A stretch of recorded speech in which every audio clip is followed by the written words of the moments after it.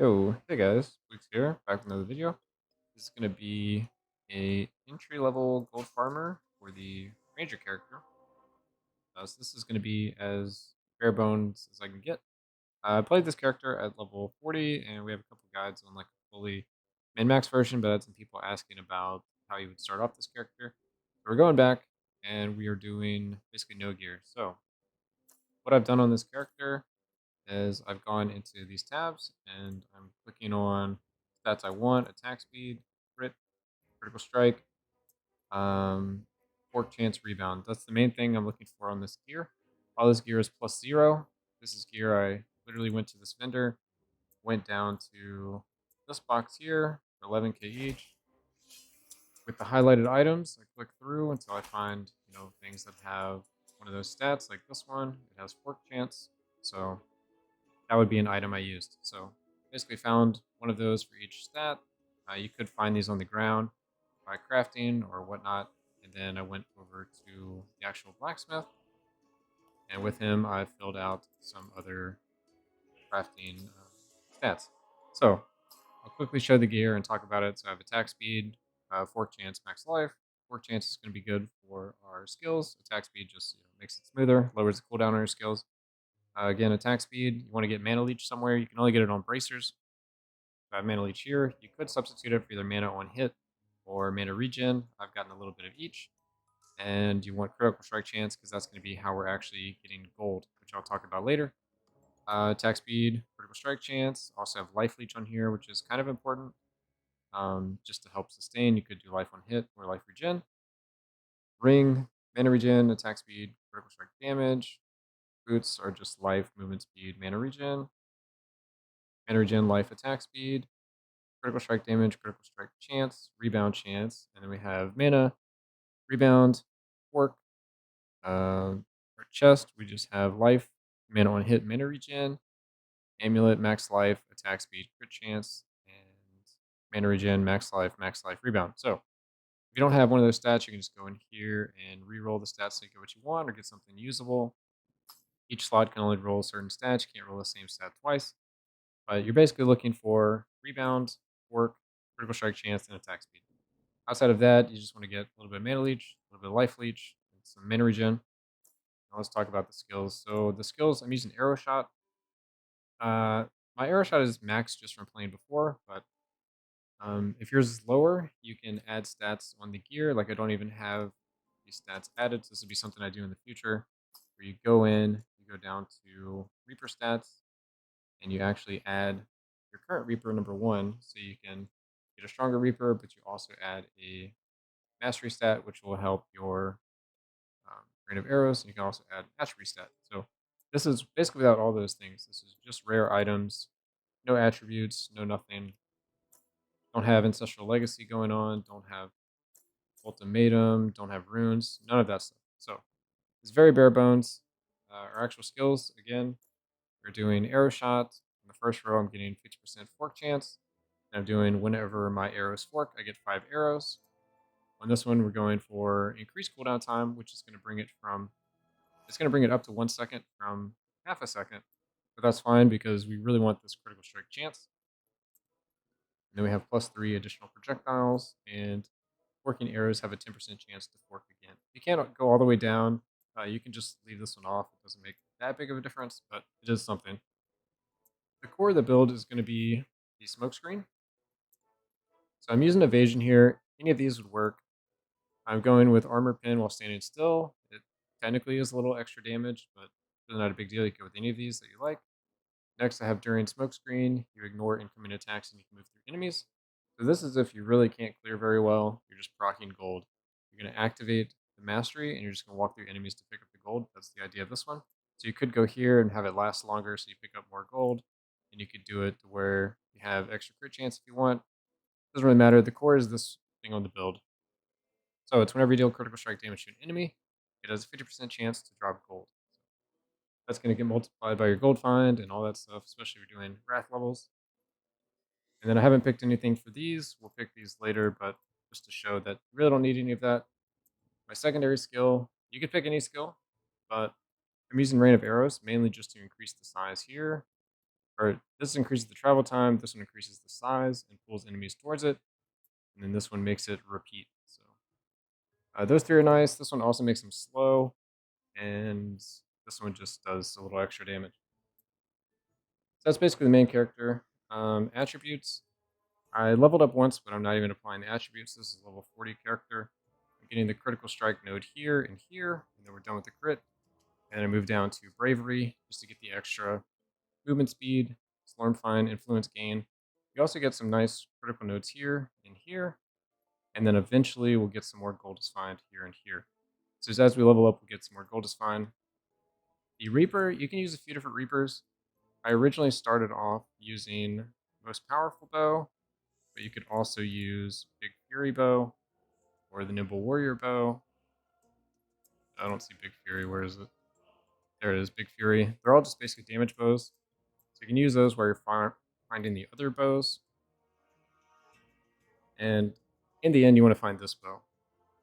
Burrow Furious, which is a combination of these two bows. When you get these two to level 50, you should unlock this bow. And this bow allows you to basically get a lot of gold find multiplier and gold is find flat.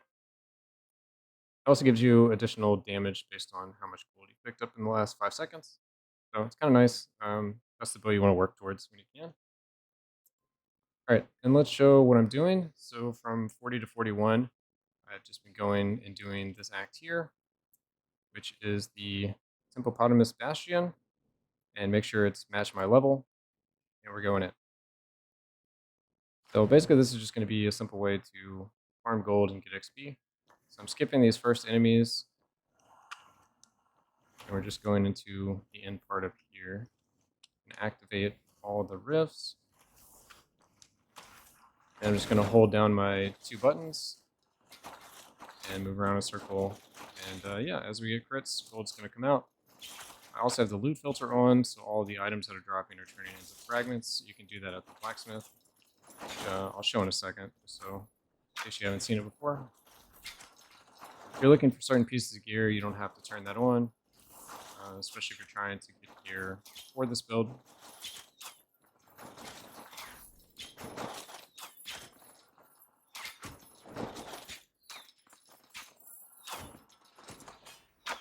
So there we go. Got some decent experience, got some fragments, or would be some equipment.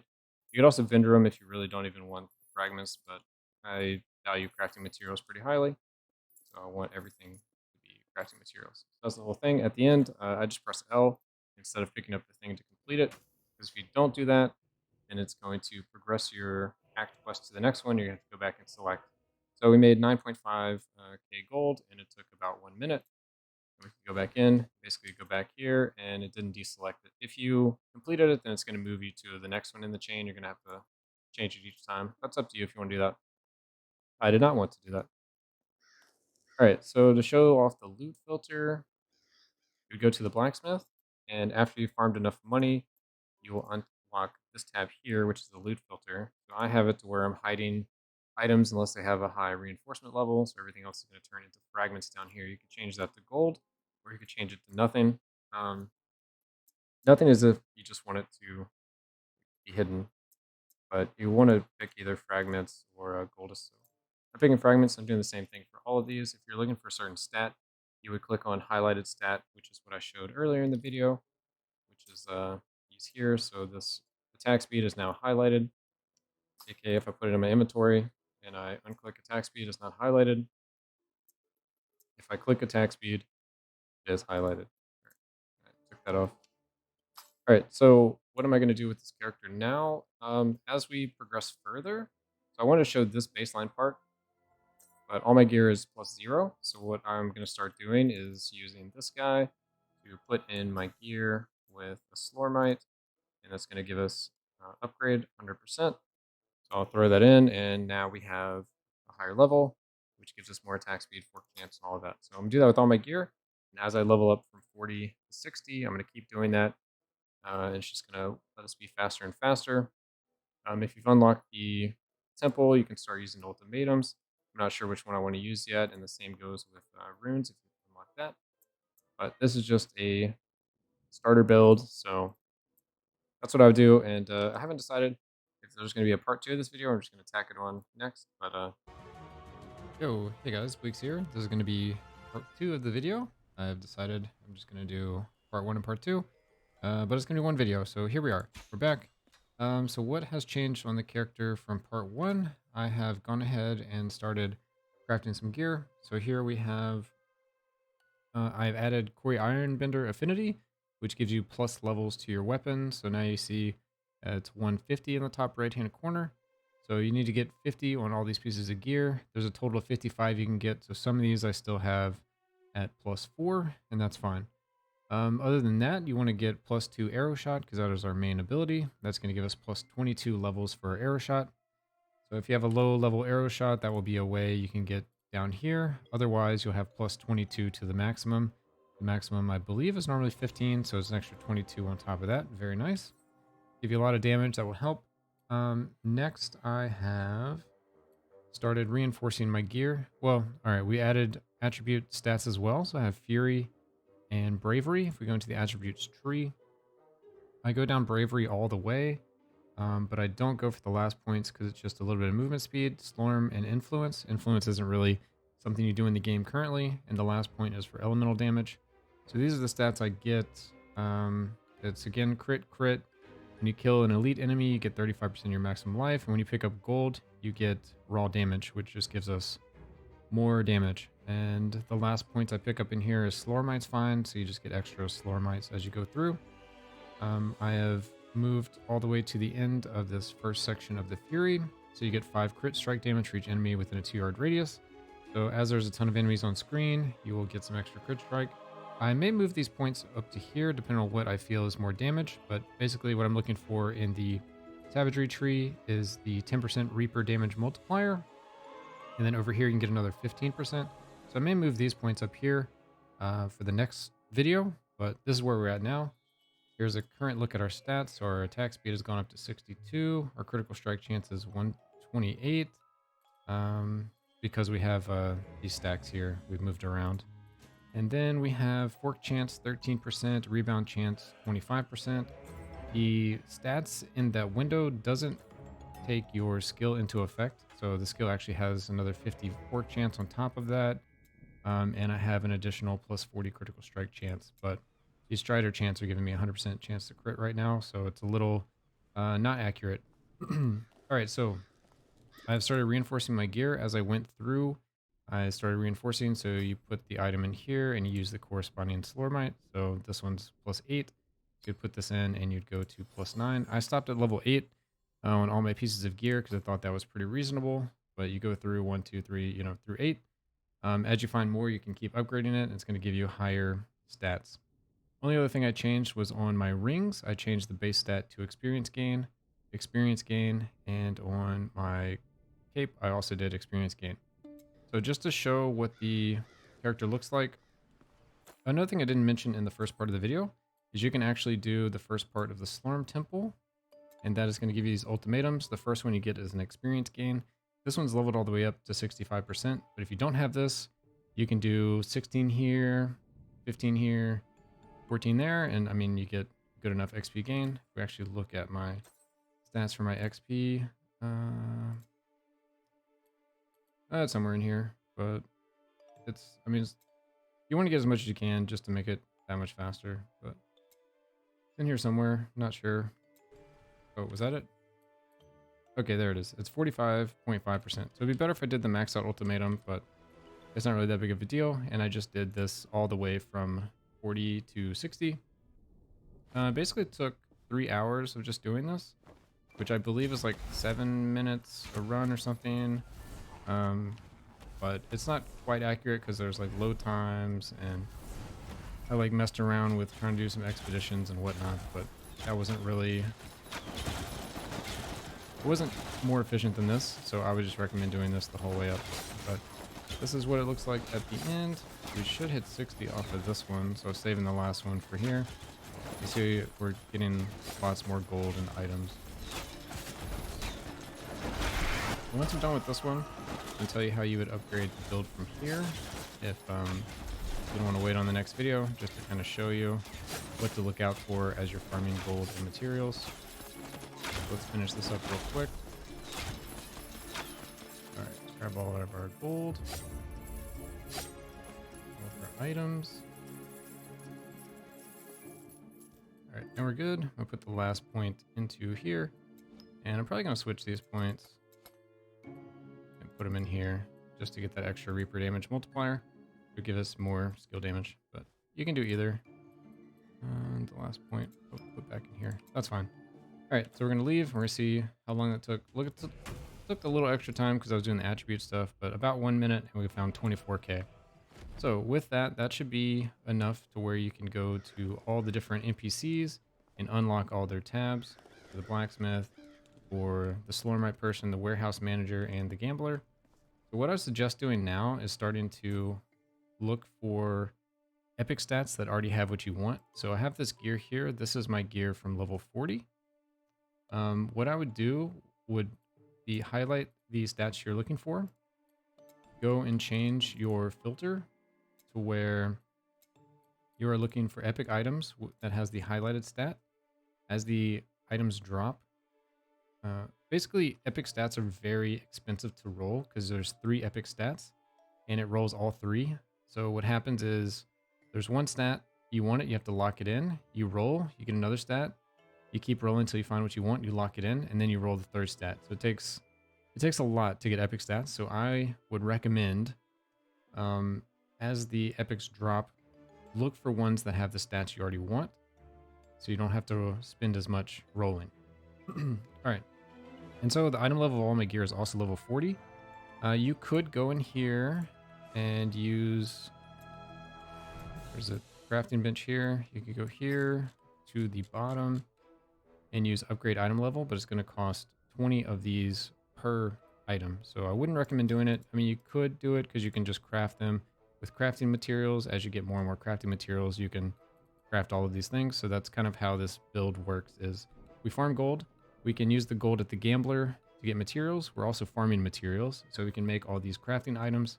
That's going to help us reinforce our gear. That's going to help us upgrade to epics.